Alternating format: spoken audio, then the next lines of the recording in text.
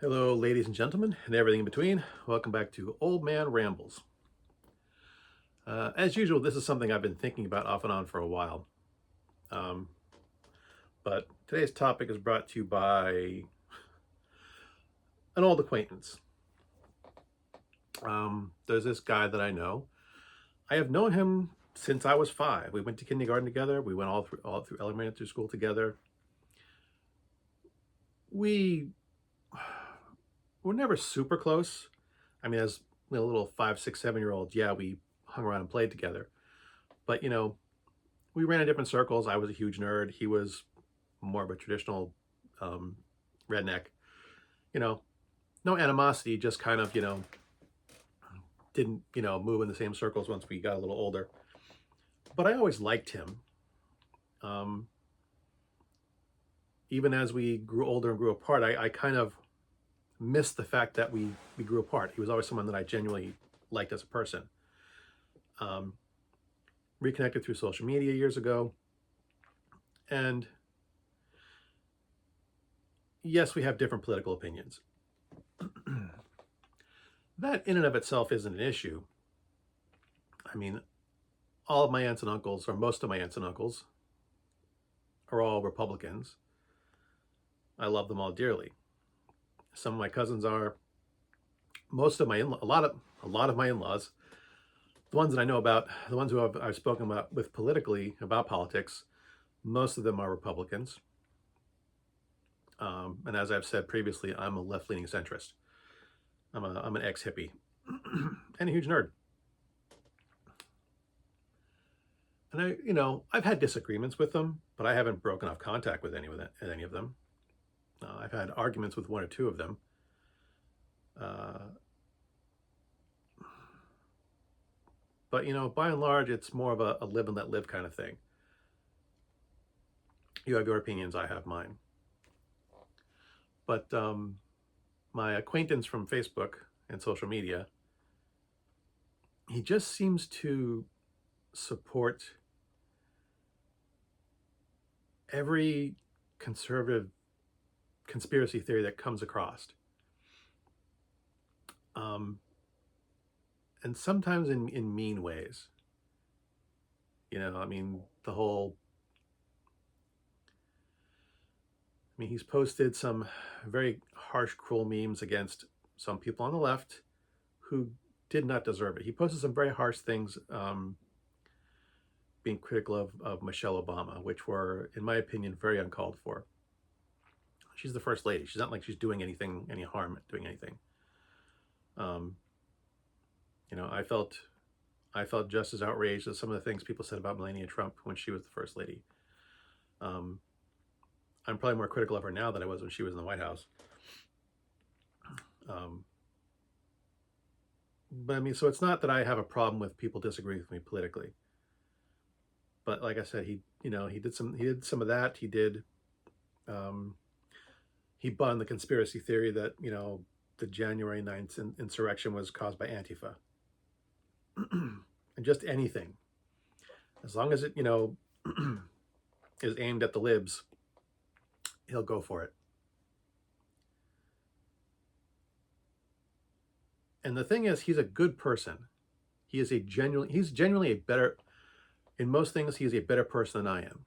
He's the type of guy who, if he sees a car stop on the side of the road, he'll pull over and see if they need help and help him in any way he can.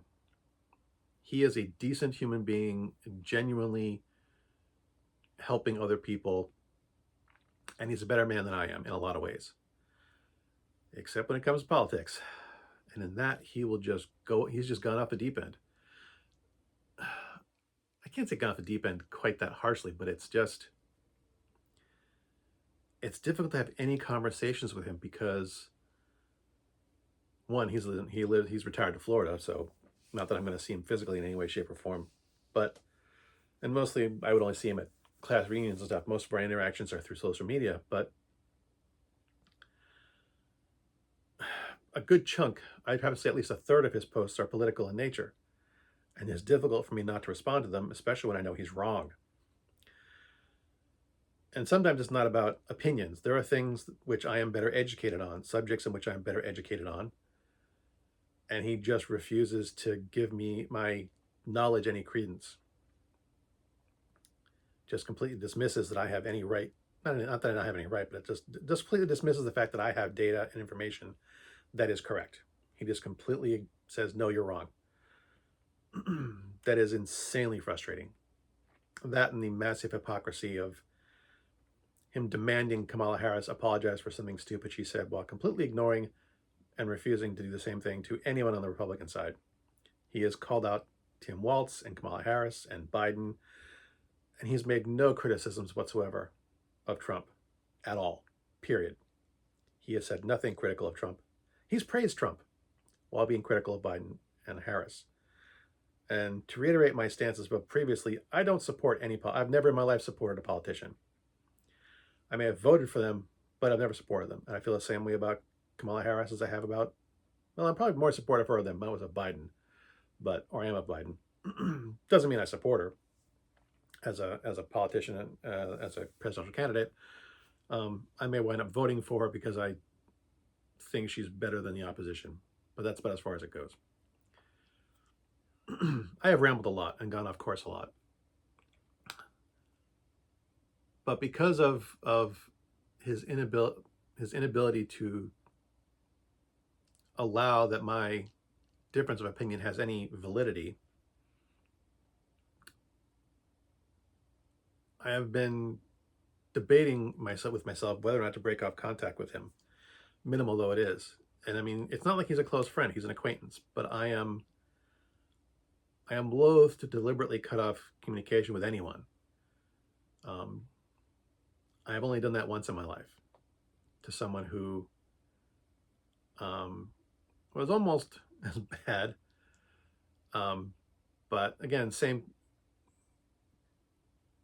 this other person I've cut off contact with he'd just gone so far that like once he decided he was right, facts didn't matter. And I realized, and he was condescending in his dismissal of my opinions.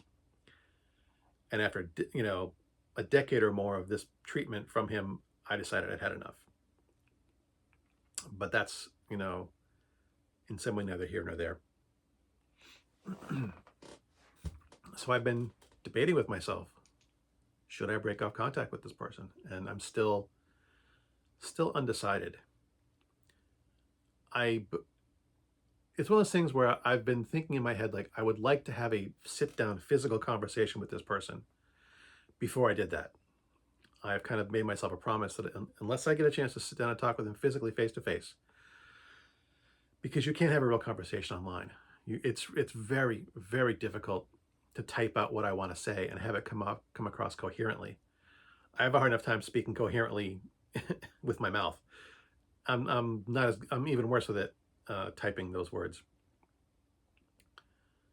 So I would really like to sit down and talk with him and explain, how he's treated me and how he's treated my opinions. But he's retired to Florida.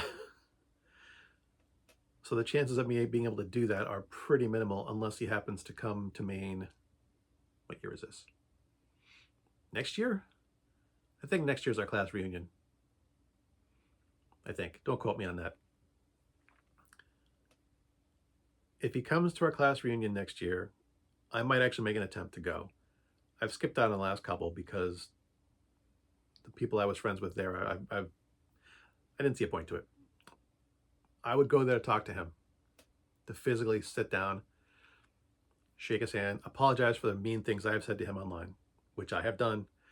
I have let my anger get the better of me and said things I shouldn't have. He deserves an apology for that.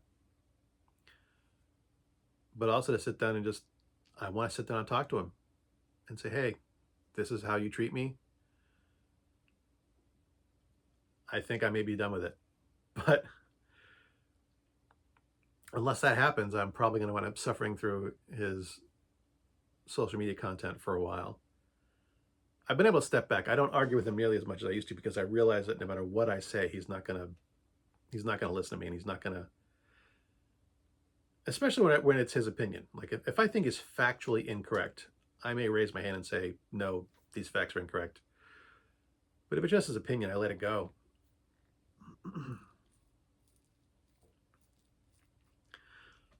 But every time he does one of these posts saying how the left all sucks and the right is so much better, and the conservative right is so much better, I get a little closer to just deleting his contact information from my social media. We'll see how it goes. Good hunting.